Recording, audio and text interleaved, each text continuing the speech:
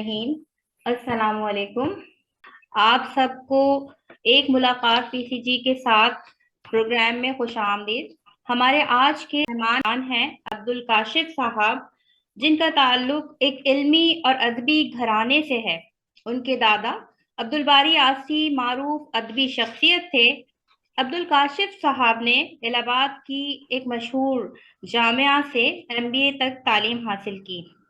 हम उनको इस प्रोग्राम में खुशामदीद कहते हैं और उनसे कुछ सवालात पूछते हैं। बहुत बहुत शुक्रिया कि आज आप लोगों ने ये रोल मुझे दिया और मुझे इनवाइट किया। बहुत बहुत शुक्रिया। जी अब्दुल काशिफ साहब, आप ये बताइए कि चाइल्ड से आपका क्या कनेक्शन है? मेरा ददिहाल मलाक महगांव है। मेरे वालिद साहब का नाम मरहूम अब्दुल मालिक साहब है और मेरे दादा का नाम मरहूम अब्दुल बारी आसी साहब है। मेरी दादी का नाम मरहूमा हजरतुन्निसा साहिबा है और उनका ननिहाल बसेड़ी था। मेरी परदादी का नाम मरहूमा अहमदुन्निसा साहिबा है और मेरी परदादी और दादी एक ही खानदान की थीं, आपस में फूफी और भतीजी थीं। मेरे नाना का नाम मरहूम अनवारुल हक साहब है और उनका ताल्लुक पीपल गांव से था। मेरी अम्मी का ननिहाल चैल खास है। मेरी नानी का नाम मरहूमा जुबैदा खातून साहिबा था, जो कि मरहूम मोहम्मद हनीफ साहब की बेटी थीं। नाना का ननिहाल सैयद सरावा है। मेरे नाना के नाना मरहूम मौलवी शेर अली साहब थे, जो कि सुंबलबाजी के दादा भी थे। नानी का ननिहाल हुसैनपुर है। मेरे ससुर का नाम मोहतरम जनाब मोहम्मद इश्तियाक साहब है और उनका ताल्लुक लधौर से है। और मेरी सास साहिबा का नाम मोहतरमा शाहना परवीन साहिबा है और उनका ताल्लुक कटौला से है और उनके वालिद साहब इटावा में रहा करते थे। आप हमें अपने तालीमी सफर के हवाले से कुछ बताइए कि किन किन इदारों से तालीम हासिल की। मेरी पैदाइश प्रतापगढ़ की है, प्रतापगढ़ शहर की। वहां पर मेरे पापा पोस्टेड थे, तो वहीं पर मेरी पैदाइश है। उसके बाद जब मैं 2.5 साल का था तो हमारी फैमिली इलाहाबाद आ गई और इलाहाबाद में नर्सरी से लेकर सेकंड क्लास तक मैंने अपने मोहल्ले के ही एक स्कूल ग्रीनवुड इंग्लिश स्कूल से पढ़ाई की। उसके बाद थर्ड से लेकर 12th तक बॉयज हाई स्कूल कॉलेज से मैंने पढ़ाई की और फिर उसके बाद बीएससी पीसीएम से यूनिवर्सिटी ऑफ इलाहाबाद से किया और उसके बाद उसी यूनिवर्सिटी से मोनीरबा इंस्टीट्यूट से एमबीए किया। एमबीए करने के बाद फिर मैंने दिल्ली में अपने करियर की शुरुआत करी। ब्लूबर्ड एडवर्टाइजिंग एजेंसी में मैं बतौर एडवर्टाइजिंग एग्जीक्यूटिव रहा। इसी बीच भाई ने वीजा भेज दिया तो मैं सऊदी अरब चला गया। वहां अल ओबेकान इन्वेस्टमेंट ग्रुप के साथ जुड़ा। उनकी पेपर इंडस्ट्री में मैं काम करता था। 3.5 साल वहां रहा और फिर कुछ वजहों से मेरा इंडिया आना हो गया। और फिर इंडिया आकर मैंने एक एनजीओ आर्थिक अनुसंधान केंद्र ज्वाइन किया। आर्थिक अनुसंधान केंद्र 1968 की बनी एक एनजीओ है, जो कि apart from societies registration act में रजिस्टर होने के, वो एफसीआरए से भी रजिस्टर्ड है, जो कि होम मिनिस्ट्री करता है। अब तक इसने काफी बड़ी बड़ी डोनर एजेंसीज के साथ काम किया है, जैसे UNICEF, Plan India, Ford Foundation, Tata Trust, Azim Premji Foundation, Paul Hamlyn Foundation, Action Aid, edit action, American India Foundation, Tides Foundation, Oxfam, Care Today, जो कि आज तक का एक ग्रुप है। उसके बाद करीब 1 साल तक मैंने वहां काम किया और फिर मैंने इलाहाबाद में ही एयरटेल की एक फ्रेंचाइजी में जॉब की। उसके बाद करीब 2 साल मैंने वहां काम किया और उसके बाद फिर मैं एनजीओ में वापस आ गया और तब से वहीं हूं। लेकिन सितंबर 2020 के बाद से अब मैं फुल टाइम की जगह पार्ट टाइम वहां करता हूं और बाकी सेकेंड हाफ में घर पे ही क्लास 6 से क्लास 10 के बच्चों को साइंस और मैथ्स की ट्यूशन पढ़ाता हूं। जी, मजीद सवालात के लिए मैं दावत देती हूँ जनाब सलीम अजहर साहब को कि वो अब्दुल काशिफ साहब से कुछ सवालात पूछें। जज़ाकल्लाह तहमीना। भाई अब्दुल काशिफ, आज जो है माशाल्लाह इस प्रोग्राम की गोल्डन जुबली है और गोल्डन जुबली के मेहमान आप हैं। कैसा लग रहा है, पहले बताएं, कैसे महसूस हो रहा है? मैं इस काबिल नहीं कि मैं गोल्डन जुबली में मेहमान रहता, लेकिन आप लोगों का बहुत बहुत शुक्रिया कि आपने गोल्डन जुबली में मेहमान की हैसियत से मुझे चुना। बहुत बहुत शुक्रिया, बहुत अच्छा लग रहा है। अच्छा अब्दुल काशिफ, अभी आपने अपने टेली कनेक्शन के बारे में बताया। मैं समझता हूँ कि हमारे लोग बहुत से ये भी जानना चाहेंगे कि आपके बहन भाई कितने हैं, आपकी इमीडिएट फैमिली, उसके बारे में जरा बताइए। आप अपने बहन भाइयों के बारे में बताइए जरा। हम लोग 4 भाई बहन हैं। सबसे बड़ी बहन नसीम फातिमा साहिबा, जिन्हें नसीमा के नाम से जाना जाता है। वो रियाद में एक स्कूल में पढ़ाती थी, अब रिटायर हो गई हैं। उनकी शादी जनाब इशरतुल्लाह साहब के साथ हुई, जिनका ताल्लुक बेका से है। उनके 4 बच्चे हैं। सबसे बड़ी डॉक्टर फरीहा, जो कि जामिया में पढ़ाती है। उसके शौहर साद साहब, जो कि छपरा बिहार से ताल्लुक रखते हैं, वो दिल्ली में जॉब करते हैं, वो इंजीनियर हैं। उनका एक बेटा सफवान है। उनसे छोटा यूसुफ है, जो कि इंजीनियर हैं, रियाद में काम करते हैं। उनकी बीवी हिना एक डॉक्टर हैं और वो भी रियाद में जॉब करती हैं। और उनका एक बेटा है हारून। हिना का ताल्लुक जयपुर राजस्थान से है।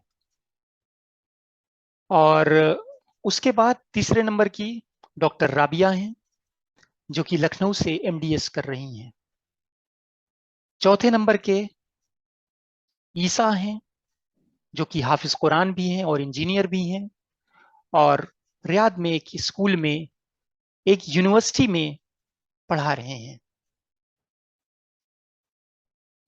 मेरी दूसरी बहन डॉक्टर यूसुफा नफीस, जिन्हें आप सूफी के नाम से जानते हैं, वो हमीदिया गर्ल्स डिग्री कॉलेज की प्रिंसिपल हैं।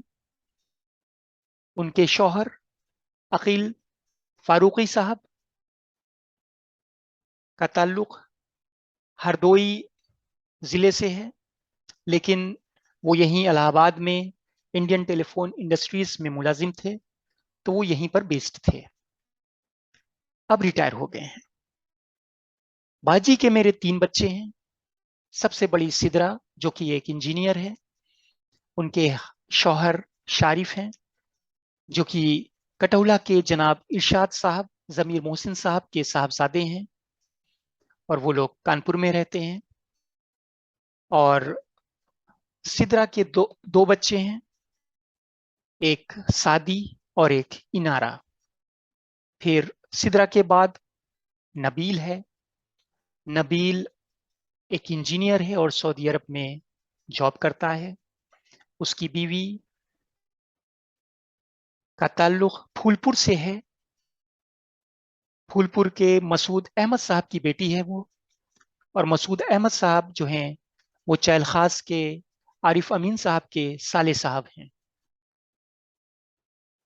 तीसरा बेटा जो है बाजी का, वो नजील है और वो दिल्ली में इंजीनियरिंग कर रहा है। उसके बाद मेरे भाई जनाब अब्दुल राज़िक साहब, जो कि रियाद में रहते हैं। जास कंस्ट्रक्शन कंपनी में एक अच्छी पोस्ट पर हैं, इंजीनियर हैं वो। उनकी शादी बेका हुई मरहूम वजीउल्लाह साहब की बेटी फराह साहिबा के साथ। उनसे 2 बच्चे हैं, बेटी अरीबा जो कि अलीगढ़ से आर्किटेक्चर की पढ़ाई कर रही है, और बेटा अब्दुल बासित जो कि यूनिवर्सिटी ऑफ वॉरविक से बीए इकोनॉमिक्स कर रहा है। और फिर मैं हूं, मैं सबसे छोटा हूं। मेरी बीवी का नाम नाजिया परवीन है। मायके वाले उसे सीमा के नाम से जानते हैं। हमारा एक प्यारा सा छोटा सा बेटा है, अब्दुल अहद। माशाअल्लाह। अच्छा अब्दुल काशिफ, अभी आपने बताया कि आपने शुरू में कुछ दिन सऊदी अरब में जॉब की। अच्छा, जो आप लोग का जमाना है और अब भी मैं समझता हूँ उस जमाने में, तो जिस वक्त आपने जॉब शुरू की, एक बहुत बड़ी तादाद जो है मिडल ईस्ट में ही जॉब करना प्रेफर करती थी। और ज़ाहिर आपके खानदान के अंदर भी बेनते अफराद मिडल ईस्ट में। आप यहाँ से गए और जल्दी वापस लौट आए। लौट आने की खास वजह थी? मैं भी रियाद गया था बेहतर रोजी की तलाश में। वहां जॉब भी मिल गई थी अल्हम्दुलिल्लाह, लेकिन फिर कुछ पर्सनल वजहों से मुझे इलाहाबाद वापस आना पड़ा। खैर, जो होता है अच्छे के लिए ही होता है। यहाँ पर मेरी वालदा अकेले थी। उस वक्त उनके साथ उनकी भांजी मसूदा आपा रहती थी, जो कि बाद में अपने गांव चली गई। तो अगर मैं सऊदी से ना आता तो मेरी अम्मी अकेले रह जाती। तो इसलिए जो हुआ अच्छे के लिए हुआ। और जहां तक रिस्क की बात है, तो रिस्क देने वाला अल्लाह है। अल्लाह सुब्हानहू व तआला ने मुझे इलाहाबाद में भी रिस्क अता फरमाया, अल्हम्दुलिल्लाह। मुख्तसरन यानी कि आप बेसिकली अपनी वालदा की देखभाल के लिए आपने सोचा कि वालदा अकेली है तो आपको जाना चाहिए, और अल्लाह ताला ने उसमें बरकत दी आपको, माशाअल्लाह। अच्छा, अभी बाकी सवाल तो बहुत सारे हैं जो आगे होंगे इंशाल्लाह, लेकिन मैं एक बहुत अहम सवाल आपसे करना चाह रहा हूँ। अभी आपकी फैमिली के बारे में बताया, आपके दादा अब्दुल बारी आसी साहब, उनके बारे में हमने बहुत कुछ सुना है, और मुझे उनसे मुलाकात का इत्तेफाक भी हुआ, मिला भी हूँ उनसे। हमारे वालिद साहब मरहूम के वो मेंटोर थे, और मेरे वालिद साहब उनसे बहुत इंस्पायर्ड थे। मेरे वालिद साहब के इंतकाल के बाद उनके चचा थे, तो और उनसे बहुत इंस्पायर्ड थे, और उनकी बहुत बहुत उनको तस्करा किया करते थे। हम बहुत कुछ जानते हैं उनके बारे में, लेकिन मैं चाहूंगा कि वो उनके बारे में हमारे नाजरीन को, आप शायद आपका भी उनके साथ मुख्तसर वक्त गुजरा है, लेकिन यकीनन आपने उनके बारे में बहुत कुछ सुना होगा अपने सबसे। तो हम चाहेंगे उनके बारे में कुछ बताएं आप। मेरे दादा मरहूम अब्दुल बारी यासी साहब एक बहुत ही सीधे साधे आदमी थे, और वो एक एजुकेशनिस्ट थे। वो इल्म का खजाना थे। मेरे दादा के वालदैन ने मेरे दादा की तालीम पर खास तवज्जो दी थी, हालांकि वो खुद तालीम याफ्ता नहीं थे। मेरे दादा की जो इब्तदाई तालीम कहते हैं, वो गांव के ही एक मकतब में हुई, पर आगे की पढ़ाई का इंतजाम न होने की वजह से उन्होंने इलाहाबाद के एपी मिशन हाई स्कूल से मैट्रिक किया, जो अब जमुना क्रिश्चियन है। उसके बाद इंटर उन्होंने अलीगढ़ मुस्लिम यूनिवर्सिटी से किया। फिर फारसी और उर्दू में एमए किया। उर्दू फारसी के अलावा उनको इंग्लिश पर भी बहुत कमांड था। अंग्रेज हुकूमत की तरफ से उनको ब्रिटेन जाने का ऑफर मिला था, लेकिन मेरी परदादी की मर्जी नहीं थी। चूंकि वो उनके इकलौती औलाद थे, तो उनको लगता था कि अगर वो बाहर गए, इंग्लैंड गए, तो फिर वहां से मेम ले आएंगे। इसलिए उन्होंने वहां उन्हें जाने से मना किया, और मेरे दादा ने अपनी मां के जज्बातों का एहतराम करते हुए वहां न जाने का फैसला किया। शुरुआती दिनों में वो हमीरपुर में एजुकेशन डिपार्टमेंट में मुलाजिम थे, सरकारी मुलाजिम थे। लेकिन बहुत जल्द उन्होंने वो जॉब छोड़ दी, क्योंकि वो आज़ादी के इंकलाब से बेहद मुतासिर थे। फिर वो हलीम मुस्लिम हाई स्कूल कानपुर में रहे, इस्लामिया कॉलेज इटावा में वाइस प्रिंसिपल रहे और फिर झांसी के एक स्कूल में प्रिंसिपल रहे। वो महंगांव इंटर कॉलेज की मैनेजमेंट कमेटी से भी जुड़े हुए थे। मेरी बाजी डॉक्टर यूसुफा नफीस की थीसिस पूरा कराने में भी उन्होंने बहुत मदद किया। मेरे साथ अक्सर वो लूडो भी खेला करते थे। उन्हें शायरी का भी बहुत शौक था, वो खुद भी शायरी किया करते थे। आसी उनका तखल्लुस था। उनके इंतकाल के बाद उनकी लिखी हुई नज़में, गजलें हम लोगों को मिली।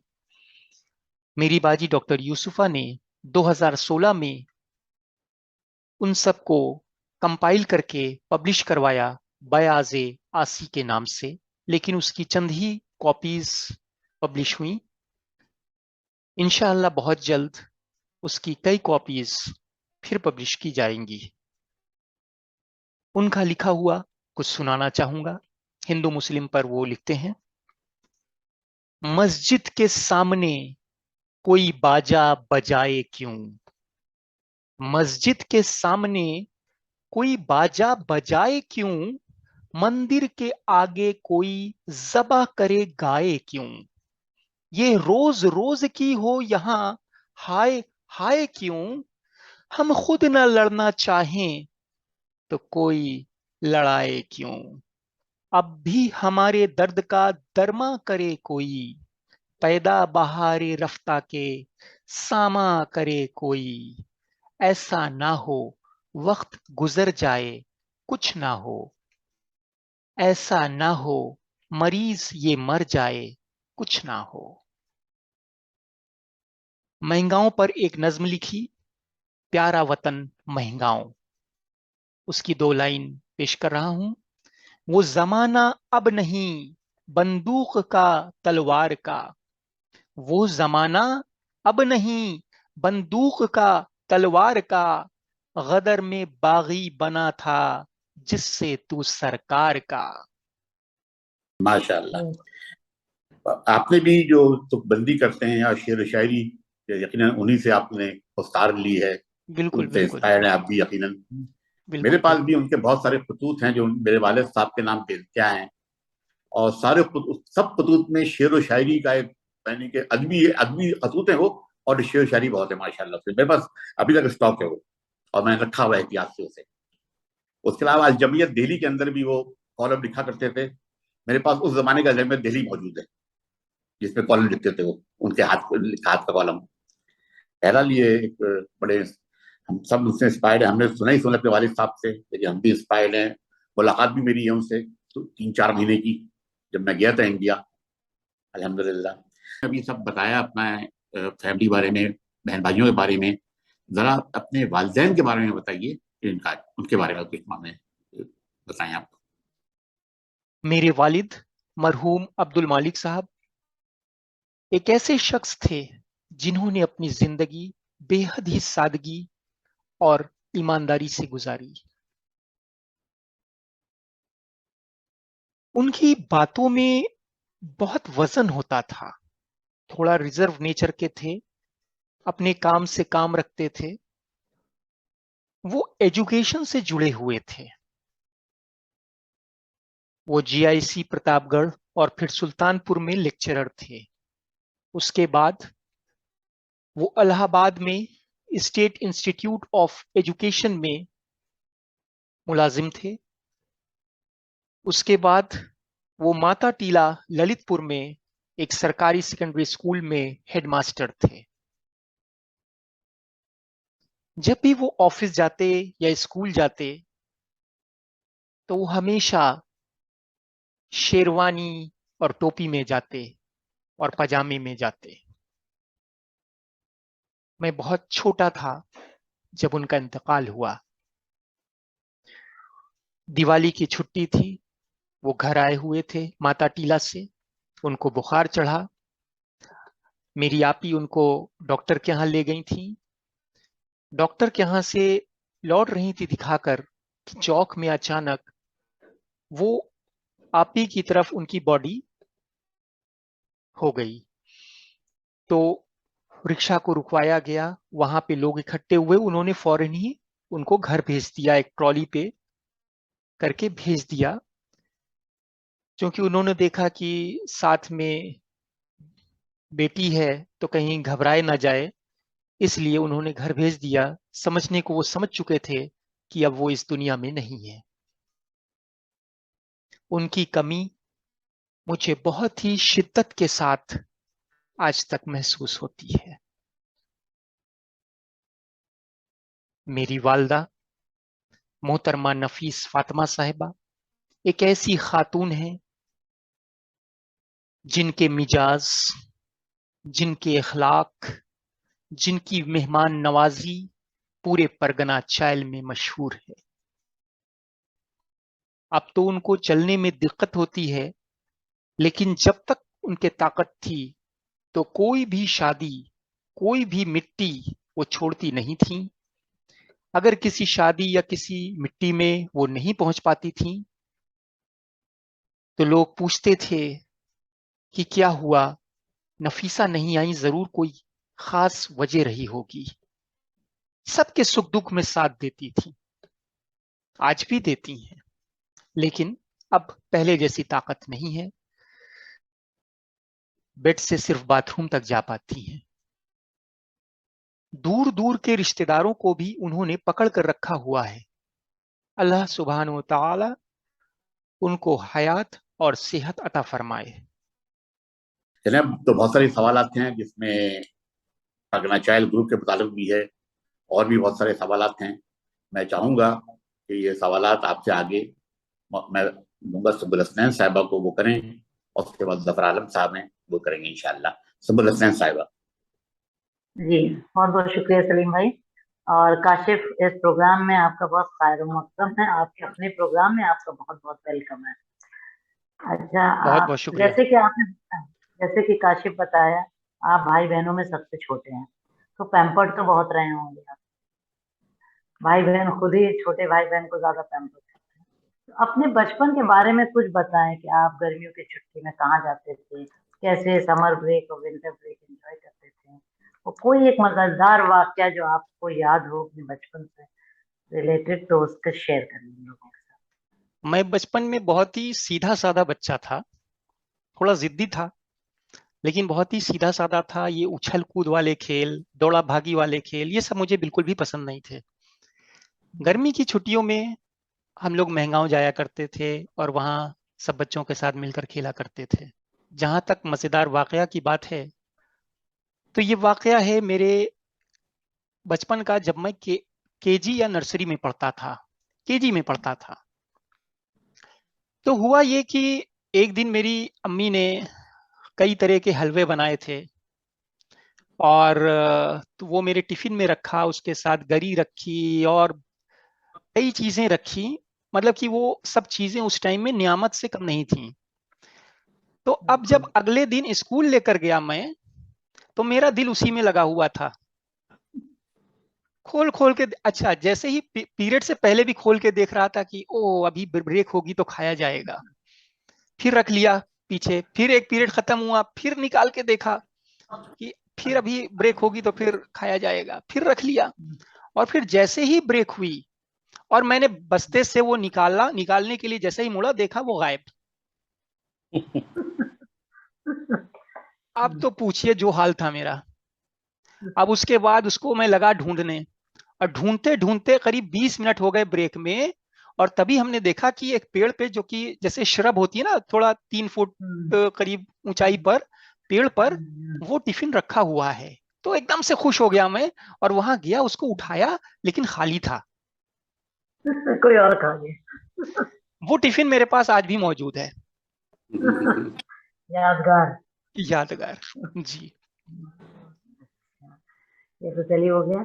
आपने काशिफ, आपका बहुत बड़ा इसमें कंट्रीब्यूशन रहा है पीसीजी ग्रुप बनाने में और लोगों को जोड़ने में, और आप एडमिन माशाल्लाह बहुत अच्छे हैं। तो एज अ पीसीजी एडमिन आपकी अपने लिए क्या लर्निंग रही, आपने खुद as an admin PCG group से क्या सीखा?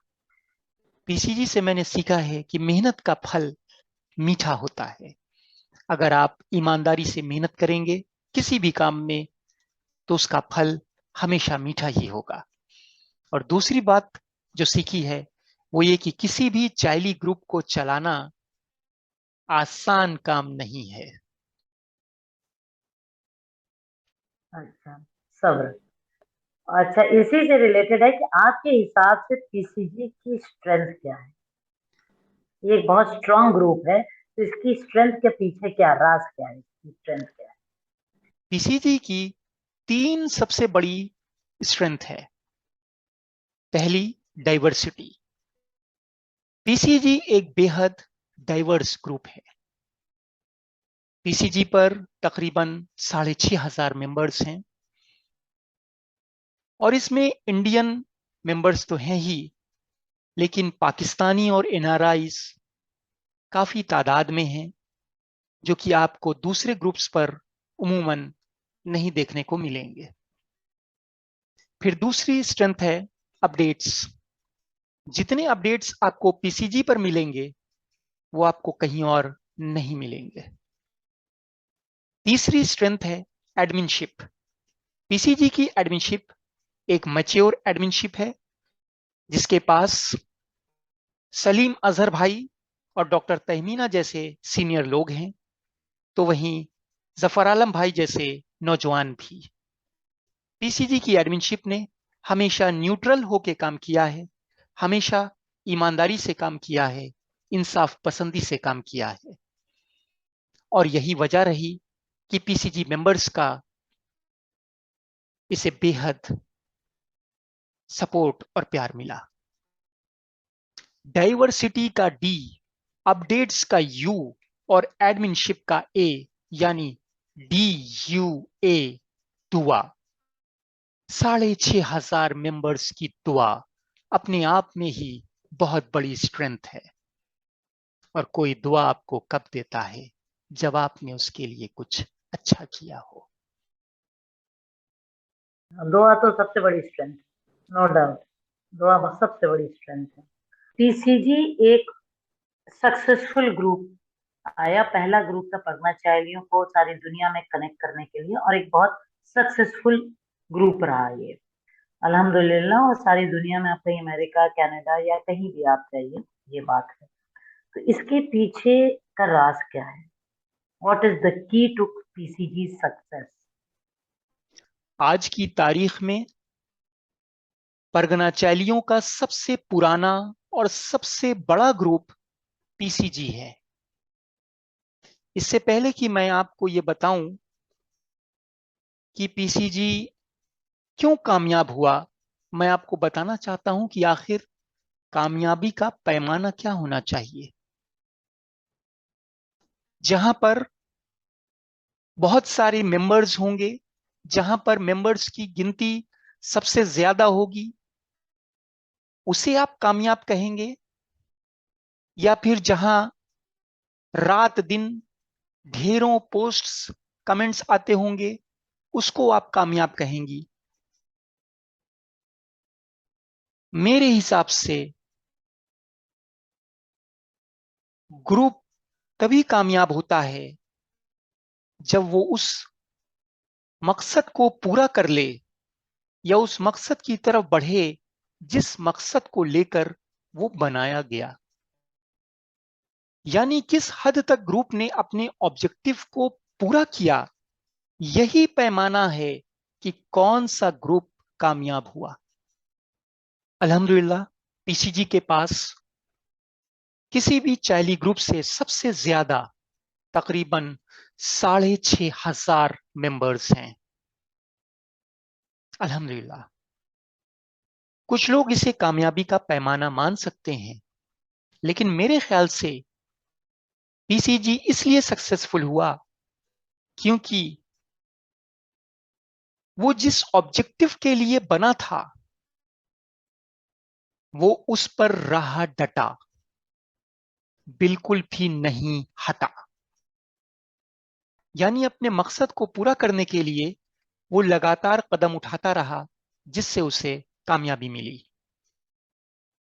उसने ये नहीं किया कि उसका ऑब्जेक्टिव रहा हो कि चाइलियों में सियासी लीडरशिप को उभारा जाएगा, उसे पहचाना जाएगा, और लेकिन फिर बाद में उसने अपना कुछ और ही रास्ता अख्तियार कर लिया हो। पीसीजी ने ये नहीं किया। पीसीजी डे 1 से जिस ऑब्जेक्टिव पर कायम था, आज 150 महीने बाद भी उसी ऑब्जेक्टिव पर कायम है। मैं पीसीजी को इसलिए भी कामयाब समझता हूं क्योंकि पीसीजी बनने के बाद बहुत से चाइल्ड ग्रुप्स बने, और किसी चीज की कॉपी तभी होती है जब वो कामयाब होता है। तो दूसरे ग्रुप्स के लिए पीसीजी एक बेंचमार्क है। मुझे दूसरे ग्रुप के एक एडमिन ने, जो कि मेरे ही गांव और मेरे ही मोहल्ले के हैं, उन्होंने मुझसे कहा कि अगर कोई मेंबर रिक्वेस्ट उनके ग्रुप के लिए आती है तो सबसे पहले वो ये चेक करते हैं कि क्या वो मेंबर पीसीजी में ऐड है, और अगर वो पीसीजी में ऐड हुआ तो फिर वो उसकी डिटेल्स नहीं लेते और वो अपने ग्रुप में उसको ऐड कर देते हैं। मैं ये बात आपको इसलिए बता रहा हूं कि ये है पीसीजी ब्रांड पर भरोसा, और ये भरोसा एक दिन में नहीं आया है, इसके लिए मेहनत की गई है। मेंबर एडिशन पर खास तवज्जो दी, सिर्फ उन्हीं को ऐड किया जिनका कोई चाइल्ड कनेक्शन रहा हो। हालांकि गलती किसी से भी हो सकती है, मुझसे भी हो सकती है, हुई होगी, लेकिन जो मार्जिन ऑफ एरर है वो 0.001% है, और ये बात सब जानते हैं। पीसीजी ब्रांड पर सबको भरोसा है। पीसीजी इसलिए भी कामयाब हुआ क्योंकि पीसीजी के पास सलीम भाई जैसे सीनियर एडमिन हैं, जिनकी काविशें, जिनकी राय ग्रुप के लिए हमेशा फायदेमंद रही। पीसीजी को फोटो कॉन्टेस्ट से भी फायदा हुआ। फोटो कॉन्टेस्ट पीसीजी का एक इनोवेशन था, जिसे उससे पहले किसी भी ग्रुप पर नहीं देखा गया था। पीसीजी का फोटो कॉन्टेस्ट बहुत ही यूनिक था, लेकिन गेम ओवर होते होते माहौल में बहुत इमोशंस आ जाते थे। अब तक पीसीजी ने 21 फोटो कॉन्टेस्ट कराए, जिसमें से 5 बार अनअपोज्ड विनर रहे। आखिरी बार 2018 में कौन बनेगा चैंपियन करवाया, जो कि एलिमिनेशन पर बेस्ड था, और जिसमें 42 लोगों ने, जी हां 42 लोगों ने पार्टिसिपेट किया। उसके अलावा एक क्विज गेम आए कुछ ऐड करते हैं, वो भी ऑर्गेनाइज करवाया, और ये करीब 18 बार करवाया। पीसीजी इसलिए भी कामयाब हुआ क्योंकि उसे मेंबर्स का सपोर्ट और प्यार मिला। पीसीजी पर हर गांव के मेंबर ने अपने आप को अपने ही घर में समझा। पीसीजी को हर गांव का प्यार मिला, और इन सब से ऊपर सबसे बड़ी वजह कि अल्लाह सुब्हानो तआला ने कामयाबी अता फरमाई। किसी को कामयाबी देना या ना देना, यह अल्लाह सुब्हानो तआला के हाथ में है। हमारा काम था मेहनत करना, हमने मेहनत करा, और हमारी मेहनत को अल्लाह सुब्हानो तआला ने कामयाबी में बदल दिया। अल्हम्दुलिल्लाह। अल्हम्दुलिल्लाह अल्हम्दुलिल्लाह। और काशिफ, बहुत डिटेल आपने की टू सक्सेस पीसीजी को बताया, और ये बहुत ही सही बात है कि ये जितनी चीजें होती हैं वो सब हैं। अल्हम्दुलिल्लाह, अल्लाह ताला इसको और कामयाब बनाए आमीन। ग्रुप को। अच्छा काशिफ, अब जैसे हम देख रहे हैं कि अच्छी बात है कि और ग्रुप्स आ रहे हैं, पीसीजी के बाद बहुत से चाइल्ड ग्रुप्स बने और बन रहे हैं, तो आप इस तरह इसको कैसे देखते हैं, और ग्रुप जो बन रहे हैं, थोड़ा सा इस पे throw light on it. PCG के बाद और ग्रुप्स का बनना इस तरफ इशारा करता है कि पीसीजी एक कामयाब ग्रुप है। और पीसीजी सिर्फ एक ग्रुप नहीं है, पीसीजी एक सोच है। और जितने भी चाइल्ड ग्रुप्स आप देखते हैं, उसमें कहीं ना कहीं पीसीजी की सोच ही आपको नजर आएगी। इसलिए पीसीजी चाहे रहे या ना रहे, लेकिन पीसीजी की सोच हमेशा जिंदा रहेगी इंशाअल्लाह। और ग्रुप्स बनने के कई फायदे भी होते हैं। पहला, लोगों को वैरायटी मिलती है। दूसरा, ग्रुप एडमिन्स और मेहनत करते हैं ताकि उनका ग्रुप और अच्छा हो और लोग जुड़े उनके ग्रुप से। और तीसरा, किसी ग्रुप की मोनोपोली नहीं रह जाती। अगर पीसीजी के बाद कोई और चैली ग्रुप ना बनता तो हो सकता है कि अब्दुल काशिफ में घमंड आ जाता कि चैली ग्रुप्स वही चला सकते हैं। लेकिन और चैली ग्रुप्स के आ जाने से ऐसा नहीं हुआ। इसलिए मैं शुक्रगुजार हूं उन तमाम चैली ग्रुप्स का जो पीसीजी के बाद वजूद में आए। तो और चैली ग्रुप्स बनने से मुझे खुशी होती है। मैं उन लोगों में से नहीं हूं जो दूसरे ग्रुप्स बन जाने पर बेचैन हो जाते हैं। बेचैन वो होते हैं जो अपने आप को इनसिक्योर महसूस करते हैं। बेचैन वो होते हैं जिन्हें अपने आप पर कॉन्फिडेंस नहीं होता। काशिफ, खाने के आप शौकीन हैं कि नहीं?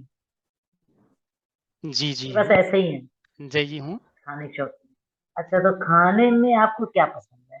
मतलब हमारी ट्रेडिशनल डिशेस पसंद है कि कौन वेस्टर्न डिशेस पसंद है, क्या पसंद है? मुझे छोला भटूरा, डोसा, बिढ़नी, मलीदा, ये सब बहुत पसंद है। मुझे मीठा खाने का बहुत शौक है और मेरे घर की फ्रिज में अगर कोई मीठा रखा हो तो बहुत दिनों तक वो उस फ्रिज में बच कर नहीं रह पाता है। केक्स और आइसक्रीम भी बहुत पसंद है और मिठाइयों में बेसन बेस्ड मिठाई मुझे ज्यादा अच्छी लगती है। और सब्जियों में मुझे लौकी पसंद है। फलों में आम और अनानास पसंद है। और मुझे पनीर, प्याज, पुदीना, दही और पापड़ ये भी बेहद पसंद है। नॉन वेज का ज्यादा शौक नहीं है मुझको। बहुत बहुत शुक्रिया काशिफ, आपके पूरे सारे जवाबों का। बहुत क्लियर आपने किया है अपने जवाब। अब आगे के सवाल जफर करेंगे। जी संबुल भाई। काशिफ भाई, जैसे कि अभी हम लोग यहाँ इस प्लेटफॉर्म पे पीसीजी के सक्सेस की बात कर रहे हैं, आप थोड़ा मुझे उस दिन के बारे में बताइए जब आपके ख्याल में इस ग्रुप को क्रिएशन कॉन्सेप्ट आया और the day which you sit and log in as a PCG group, तो ये ख्याल आपके दिमाग में कैसे आया? देखिए, एक दिन यूं ही ख्याल आया कि जो भी चाइली हैं दुनिया भर में बिखरे हुए, उनको एक सोशल प्लेटफॉर्म पे लाया जाए और उनको इकट्ठा किया जाए। लेकिन ये ख्याल का जो कन्वर्जन हुआ था एक सोशल साइट में या सोशल ग्रुप में कह दें, तो वो ऑर्कुट पर किया था मैंने। अच्छा। तो ऑर्कुट पे किया था और लेकिन वहां पर ये सक्सेसफुल नहीं रहा और सिर्फ मुश्किल से 12 लोग ही उसमें ऐड हो पाए थे। और इसी बीच जो था फेसबुक आ रहा था, बल्कि आ चुका था। तो मैंने सोचा क्यों ना फेसबुक पर भी ट्राई किया जाए, और फेसबुक ज्यादा पॉपुलर हो रहा था। अच्छा, तो फिर फेसबुक पर मैंने ये ग्रुप बनाया और फिर धीरे धीरे लोग इससे जुड़ते रहे। लेकिन एक साल तक सिर्फ 154 मेंबर ही हो पाए थे और कोई बहुत ज्यादा एक्टिविटी भी नहीं थी। ऐसा लग रहा था कि ग्रुप को बंद करना पड़ेगा। लेकिन फिर करीब 1.25 साल या 1.5 साल के दरमियान में एक ऐसा पीरियड आया जब फेसबुक ने कुछ अपनी सेटिंग्स में चेंज किया, जिसकी वजह से ग्रुप जो था लोगों में ज्यादा विजिबल हुआ और ज्यादा लोग तब फेसबुक से जुड़ने भी लगे थे, जिसकी वजह से अचानक से फिर हमारे ग्रुप की मेंबरशिप बढ़ने लगी और एक्टिविटी भी बढ़ने लगी। और उस दिन से अल्हम्दुलिल्लाह पीसीजी ने कभी पीछे मुड़कर नहीं देखा। तो काशिफ भाई, जैसे कि हम सब जानते हैं, जो भी हमारे मेंबर सभी बैठे हुए हैं या व्यूअर्स हैं, कि आप कितना वक्त इस ग्रुप को देते हैं। इवन हमने और आपने कभी कभी कहा है चलो काशिफ भाई अब सो जाते हैं, 1 बज रहा है, 2 बज रहा है। So what motivates you to give you 100%?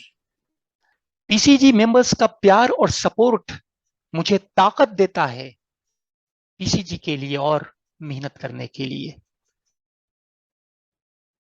जब देखता हूं कि जिस मकसद के लिए पीसीजी को बनाया गया था, वो उस मकसद को पूरा करने के लिए लगातार आगे बढ़ रहा है, तो बहुत इत्मीनान होता है, बहुत खुशी होती है। जब कहीं जाता हूं, लोग मिलते हैं, पीसीजी की बातें करते हैं, हौसला अफजाई करते हैं, तो बहुत अच्छा लगता है। और फिर और कोशिश होती है कि पीसीजी को और कैसे बेहतर किया जाए।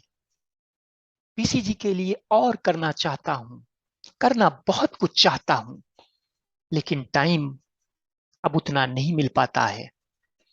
सुबह ऑफिस जाता हूं, फिर उसके बाद सेकेंड हाफ 3:30 बजे से 9:30 बजे रात तक बच्चों को घर पर ट्यूशन पढ़ाता हूं, और फिर संडे ही बचता है, उसमें फिर एक मुलाकात वाला प्रोग्राम रहता है, और भी दूसरे काम होते हैं घर के, तो उसके बाद टाइम बहुत कम मिल पाता है। लेकिन फिर भी जो भी कोशिश कर सकता हूं वो करता हूं, और आगे भी करता रहूंगा इंशाअल्लाह। अक्सर सोचता हूं कि इस ग्रुप के जरिए अल्लाह सुब्हानो तआला ने मुझे जो इज्जत दी, मैं उस लायक नहीं था। मैं अपने आप को बहुत काबिल समझूं और कहूं कि मैंने पीसीजी को बहुत अच्छे से मैनेज किया है, तो ये मेरी बहुत बड़ी भूल होगी। ये हुआ है तो सिर्फ और सिर्फ अल्लाह सुब्हानो तआला की मर्जी से, वरना 150 महीने लगातार एक ग्रुप को मैनेज कर पाना बहुत मुश्किल काम होता है। पर ये अल्लाह सुब्हानो तआला की मर्जी थी कि मुझे इस दौरान हयात दी, सेहत दी। सलीम भाई, डॉक्टर तहमीना, सिद्दीक भाई, सुम्बुल बाजी, जफर आलम भाई जैसे लोगों का साथ मिला, 6,500 मेंबर्स का प्यार और सपोर्ट मिला। ये सबको नसीब नहीं होता। अल्हम्दुलिल्लाह मुझे ये सब नसीब हुआ। बिल्कुल काशिफ भाई मेरा आपसे सवाल है आज की न्यू जनरेशन के लिए। जैसे कि सोशल मीडिया प्लेटफॉर्म यूज करने के अपने एक फायदे होते हैं और एक अपने नुकसान होते हैं। मैंने बहुत से ऐसे नए जनरेशन को देखा है जिनकी फ्रेंड लिस्ट क्रॉस कर रही है 3,000, 4,000, 4,500 एज ए फ्रेंड लिस्ट। और तो मैं आपसे जानना चाहूंगा कि उनको आप क्या सजेशन देना चाहेंगे। मीन्स दे हैव देयर, मतलब उनके नुकसान बहुत हैं और फायदे भी उससे भी ज्यादा हैं, मैं कह सकता हूँ। तो आप क्या सजेशन देना चाहेंगे सोशल मीडिया हैंडलर्स को? मुझे लगता है कि यंगस्टर्स को सोशल मीडिया का इस्तेमाल बहुत ही सोच समझकर करना चाहिए। उसे अच्छी चीजों में लगाना चाहिए, ना कि फालतू की चीजों में। फालतू की बहसबाजी में बिल्कुल भी नहीं पड़ना चाहिए। फालतू की बहसबाजी में क्या होता है कि ना तो अगला आपकी बात मानता है और ना आप अगले की बात मानते हैं। तो होता क्या है, वक्त की बर्बादी और एनर्जी की वेस्टेज। तो वक्त और एनर्जी को बचाइए, और उस वक्त और एनर्जी को अपनी पढ़ाई और अपने कैरियर पर लगाइए। इसके अलावा सोशल मीडिया पर कोई भी ऐसी बात नहीं करनी चाहिए जिससे कि आप किसी भी मुसीबत में पड़ जाएं। आप मुलाकात करते हैं मेहमानों से इस प्रोग्राम में, ठीक है, और प्रोग्राम का नाम रखा है एक मुलाकात पीसीजी के साथ। तो मुझे इसमें जानना है कि हम मेहमान को ढूंढ रहे हैं या पीसीजी को ढूंढ रहे हैं? जफर भाई, मेहमान का मतलब क्या होता है? गेस्ट, ठीक है ना? ओके। तो पीसीजी का मतलब है प्यारे चाइली गेस्ट, यानी एक मुलाकात प्यारे चाइली गेस्ट के साथ। ओके, अच्छा, चलिए बहुत बहुत शुक्रिया। मैं आगे के लिए मैं सलीम साहब को पास कर रहा हूँ। तहमीना, आप इसको आगे ले चलें। जी काशिफ भाई, मेरा आपसे ये सवाल है कि हमने आपकी तकरीर भी सुनी है परगना चाइल्ड ग्रुप में। आप यानी बहुत बहुत दफा आपने कुछ वीडियोस ऐसी शेयर की हैं या लाइव भी आए हैं, आपकी तकरीर भी सुनी। तो उससे महसूस होता है कि आप में कायदाना सलाहियत मौजूद है, यानी आप लीडर भी बन सकते हैं। तो क्या कभी सियासत में आने के बाबत सोचा आपने? नहीं नहीं, मैं सियासत से थोड़ा दूर रहता हूँ। और सियासत ऐसे फॉलो करने में अच्छी लगती है, लेकिन खुद सियासत में आना पसंद नहीं है। जहां तक मेरी स्पीचेस का सवाल है, तो मैं बॉयज हाई स्कूल में एलोक्यूशन वगैरह में पार्टिसिपेट करता था। 15 अगस्त और 26 जनवरी को स्पीच भी देता था। फिर जब वहां से यूनिवर्सिटी आया, तो यूनिवर्सिटी में स्पीच तो नहीं दी, लेकिन स्टेज पर हर साल कुछ ना कुछ जरूर किया। और फिर मुनीरबा में भी वही रहा। फिर जब इलाहाबाद में एनआरसी चल रहा था, तो मैंने भी मंसूर पार्क में एक स्पीच दी थी, जिसे आप लोगों ने बेहद पसंद किया था, और वहां भी उसे बेहद पसंद किया गया था। हालांकि उस दिन मैंने 20 साल बाद अपने हाथ में माइक पकड़ा था, और वो मेरी पहली पब्लिक स्पीच थी। मेरा अगला सवाल यह है कि क्या कभी आप पाकिस्तान आए हैं, और अगर आए हैं तो आपने पाकिस्तान को कैसा पाया? जी हाँ, 2 बार गया। एक बार 1983 में, और एक बार 2006 में। और दोनों ही बार अम्मी के साथ गया। पहली बार जब 1983 में गया, तो मई या जून थी। तब मेरी मामूजाद बहन अस्मा बाजी का एक रोड हादसे में इंतकाल हो गया था। तो उस बार मामू ने मुझे कराची घुमाया,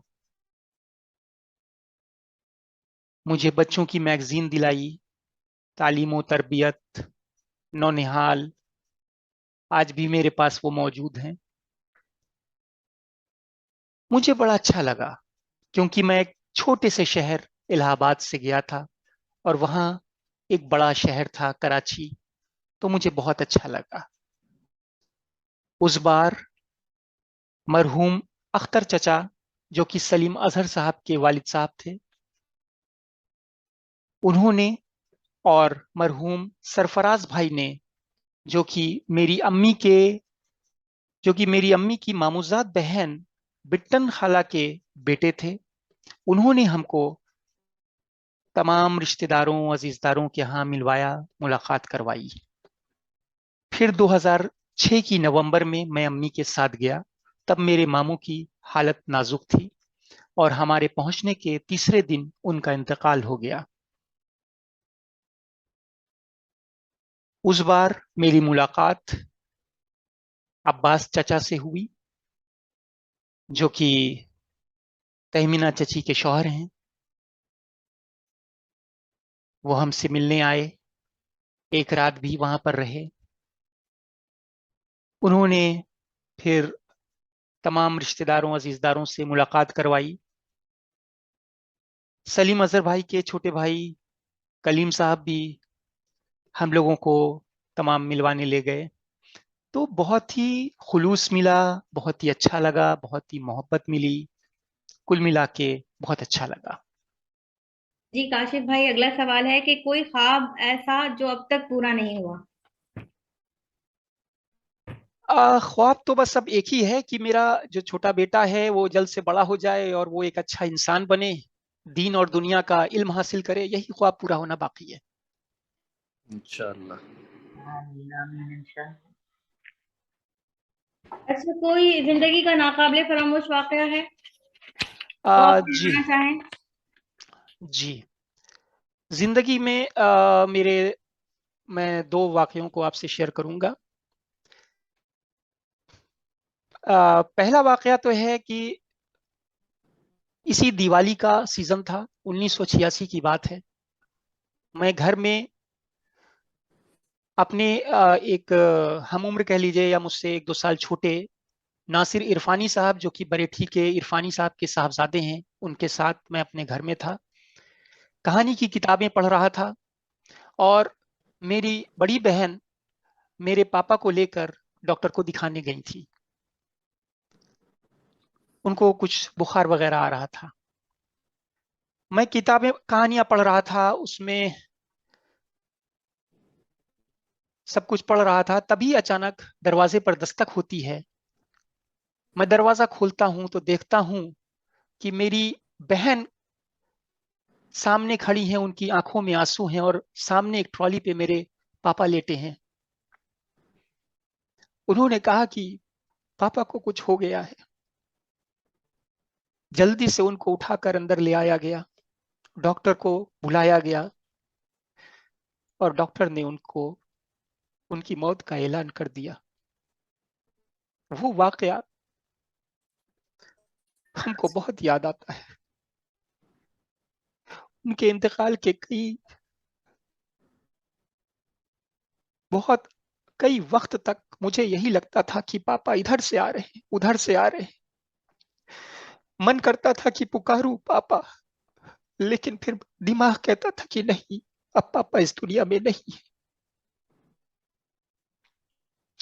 अल्लाह सुब्हानहू तआला उनको जन्नतुल फिरदौस में आला से आला मुकाम अता करे।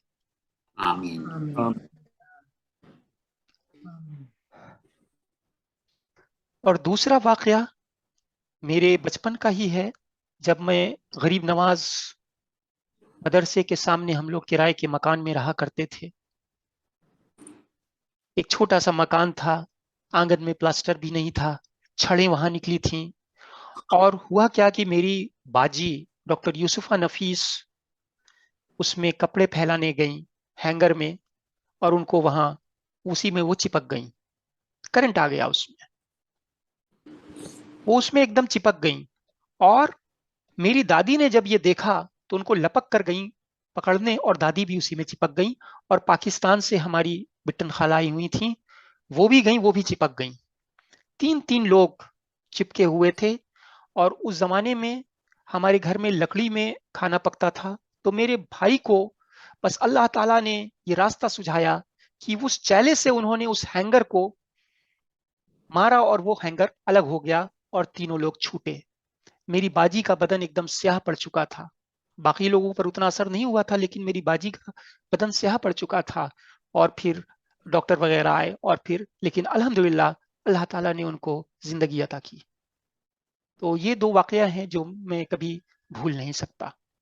एक सवाल जो उस वक्त पूछा जाना चाहिए था जब चाइल्ड ग्रुप का तस्करा हो रहा था, आप ये बताइए कि क्या कभी आपको इस ग्रुप के बनाने के बाद लोगों की तरफ से मुखालफत का सामना करना पड़ा? ग्रुप बनने के बाद 99.999% लोगों का हमें प्यार और सपोर्ट मिला, सिवाय उन चंद लोगों के जिनकी गिनती आप उंगलियों पर कर सकते हैं। और बहुत ही दिलचस्प बात यह है कि जिन्होंने पीसीजी की मुखालफत की वो कहीं और के नहीं, हमारे ही गांव महगांव से हैं। उनमें से कोई भी ऐसा नहीं है जिसका ताल्लुक किसी ना किसी तरह महंगाओं से ना हो। पर एक बात और क्लियर करना चाहता हूं कि उनसे मेरी कोई जाती दुश्मनी नहीं है, उनसे कोई जमीन का झगड़ा नहीं है, उनसे कोई औरत का झगड़ा नहीं है। इसलिए उनके लिए मेरे दिल के दरवाजे हमेशा खुले हैं। और एक बात और क्लियर कर दूं कि ऐसा भी नहीं है कि महंगाओं से पीसीजी को प्यार और सपोर्ट नहीं मिला। महंगाओं वालों ने भी पीसीजी को बहुत सपोर्ट किया, बहुत प्यार दिया है। सलीम भाई, अगर आप मजीद कोई सवाल करना चाहें। जज़ाकल्लाह। नहीं, माशाल्लाह, आप से तकरीबन सारे सवालात हो गए हैं। मैं चाहूंगा कि प्रगना चाइल्ड ग्रुप यकीनन एक कामयाब ग्रुप है और उसको बहुत कामयाबी से अब्दुल काशिफ ने चलाया है। और यकीनन उसमें हमने तो उनको बस जितनी सपोर्ट कर सकते थे वो की है, लेकिन सारी मेहनत अब्दुल काशिफ की है। और आखिर में मैं चाहूंगा कि अब्दुल काशिफ जो है इस ग्रुप के जरिए परगना चाइल्ड के लोगों को और यकीनन यूथ को क्या पैगाम देना चाहते हैं, कोई पैगाम जरूर दें। मैं इस काबिल नहीं कि किसी को कुछ पैगाम दे सकूं। एक तुकबंदी पेश कर रहा हूं। उठो, उठो जागो चाइलियों, मुर्गे ने दी है बांग। वक्त की बर्बादी मत करो, करके बातें ऊठ पटांग। झूठी शान और जात पात का मत करो तुम स्वांग। बिना वजह मत घसीटो तुम एक दूजे की टांग। तहजीब की लकीरों को मत जाओ तुम लांग। खूब पढ़ो लिखो, कामयाबी की लगाओ छलांग। मिलजुल कर रहें हम सब, यही है समय की मांग, यही है वक्त की मांग। इसके अलावा मैं आप सबसे कहना चाहता हूं कि हमें ऐसे लोगों से बचना चाहिए जो दिखावा तो करते हो दीनी होने का, रोज फेसबुक पर दीनी पोस्ट करते हो, लच्छेदार उर्दू बोलते हो, लेकिन अंदर से फितनेबाज हो। ऐसे फितनेबाजों को पहचानिए, उनसे दूर रहिए। फितनों से बचेंगे तो मिलजुल कर एक रह पाएंगे। मिलजुल कर एक रहना बहुत जरूरी है। नौजवानों से कहना चाहूंगा कि स्किल डेवलपमेंट पर खास तवज्जो दें। पीसीजी मेंबर्स से कहना चाहूंगा कि पीसीजी मेरा पैशन है, मेरा जुनून है। आपका प्यार और सपोर्ट देता मुझे सुकून है। अपना प्यार और सपोर्ट पीसीजी को देते रहिए, जैसा कि अब तक आप पीसीजी को देते आए हैं। आप हैं तो पीसीजी है, आप नहीं तो पीसीजी नहीं। अल्हम्दुलिल्लाह, इस महीने के आखिर में पीसीजी के 150 महीने पूरे हो जाएंगे और इसी एपिसोड के साथ इस सीरीज एक मुलाकात पीसीजी के साथ के 50 एपिसोड पूरे हो गए। देता हूं मैं आपको इन दोनों चीज की मुबारकबाद। देता हूं मैं आपको इन दोनों चीज की मुबारकबाद। अब चलने का वक्त हो गया, दुआओं में रखिएगा याद। मन तो कर नहीं रहा कि जाऊं आपको आज छोड़कर। दुआ है मिलना हो फिर कभी कहीं किसी मोड़ पर। हमारे तमाम सवालात के बड़े तसल्ली बख्श जवाब दिए और इतने तवील अरसे से आप जिस तरीके से इस ग्रुप को चला रहे हैं वो वाकई लायक तहसीन है। और जो एक्टिविटीज भी ग्रुप के हवाले से होती हैं, चाहे वो किसी की शादी की खबर हो, चाहे किसी की पैदाइश की खबर हो, या फिर किसी की इंतकाल की खबर हो, आप जिस कदर मुस्तैदी से ये काम अंजाम दे रहे हैं उस पे तो वाकईतन हम सबको जो है आपको खराज तहसीन पेश करना चाहिए। आज बहुत आपने बहुत बतौर शुक्रिया। मेहमान इस प्रोग्राम में शिरकत की और आप यानी आपने मुझे मेजबानी का मौका दिया, उसके लिए बहुत बहुत शुक्रिया। बहुत बहुत शुक्रिया। आप सबका बहुत बहुत शुक्रिया कि आपने मुझे बतौर मेहमान इनवाइट किया। ये थे अब्दुल काशिफ। आज की गुफ्तगू आप सबने सुनी और जो यकीनन बहुत बेहतरीन थी। अब्दुल काशिफ ने हम सब के सवालात के बहुत तसल्ली बख्श जवाब दिए। ये हमारे ग्रुप के बहुत एक्टिव एडमिन हैं। चाहे शादी की खबर हो, चाहे किसी की पैदाइश की या फिर किसी के इंतकाल की, तमाम खबरें जो हैं ग्रुप में हमें इन्हीं के तवस्सुत से मिलती हैं। और इस कामयाबी से जो ये ग्रुप चला रहे हैं उस पर इनकी खिदमात जो हैं वो लायक तहसीन है। लेकिन अब वक्त आ गया है आप सबको अलविदा कहने का, तो अब हम आप सबसे इजाजत चाहते हैं। अगले प्रोग्राम तक के लिए अल्लाह हाफिज।